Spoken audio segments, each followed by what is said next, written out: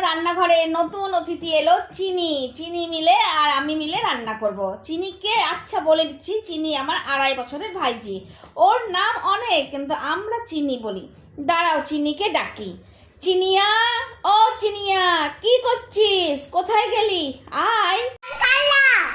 চলো, চিনির সাথে মজা করতে করতে আর ওর আধো আধো গলার গল্প শুনতে শুনতে রান্নাটা করিনি। আজ করলাম রুই মাছের লাউ ঝোল। এই চিনি, তুই আজকে মাছ খাবি? মাছের একটা পেটি ভাজা রাখবো নাকি তোর জন্য? দুষ্টুমি করবি না, আমি কিন্তু বলিনি কীভাবে বানালাম। কি রে, তুই আজকে বেশি দুষ্টুমি করবি না কম করবি? জোরে কথা বলবি না?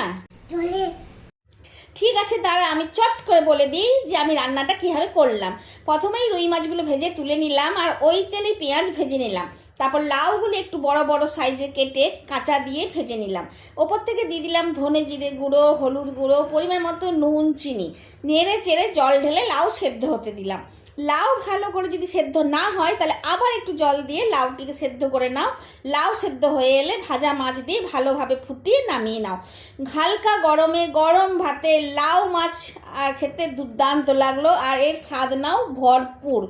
দারুণ দুর্দান্ত স্বাদের একটি রান্না, রুই মাছের লাউ ঝোল। চিনি, এই চিনি, কে এলো রে? ও, তোর প্রিয় আন্টি। এই একবার সবাইকে বলে দে না আন্টিটার সাথে তুই কীভাবে হিন্দিতে কথা বলিস। তাহলে তোমরা শুনো আর আমার ভিডিওটাও শেষ করো আমার এক রত্তি চিনির আধো আধো ভাষায় হিন্দি কথা শুনে।